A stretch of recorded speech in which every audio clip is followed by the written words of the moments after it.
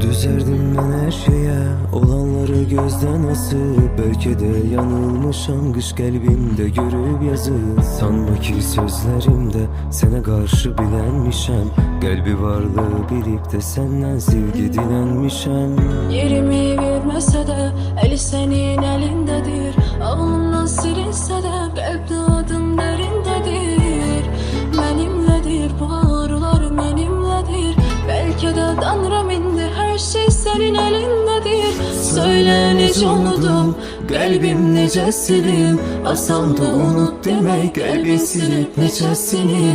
Oldun mu hiç esiri, bu sevgi telesini. Dözerim her derde, yeter ki gülsün ünsün. Mestedir bakışların, bademe şarap süsür. Geçmeli kalbe sözüm, yadalıram ruhum esir. Bu ayrılık binasıdır, ben de son mertebesi.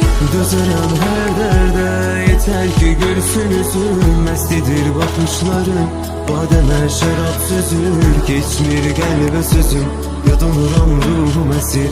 Bu ayrılık binasıdır, ben de son mertebesi. Nece görsen tapın gözlerine çem düşende. Güya ki hissederdin yüreğime gem düşende. Demiştin unutmaram, yanındayım her zaman. Tutacağım ellerini saçlarına dem düşende. Sensizken gezemirim geçtiğimiz küçeleri. Değirdin duymaram, ben nece vurdum zerbeleri. İkimiz de bırakmışık ben sevmeyi, sen de beni. Senin benimle farkın nedir, bu kadınla derdin nedir? Üzerim her derde, yeter ki gülsün ünsün. Mestedir bakışların, bademe şarap süsür. Geçmeli kalbe sözüm, yadan uğran ruhum esir. Bu ayrılık binasıdır, ben de son mertebesi. Üzerim her derde, yeter ki gülsün ünsün. Mestedir bakışların, bademe şarap süsür. Geçmeli kalbe sözüm, yadan uğran ruhum esir.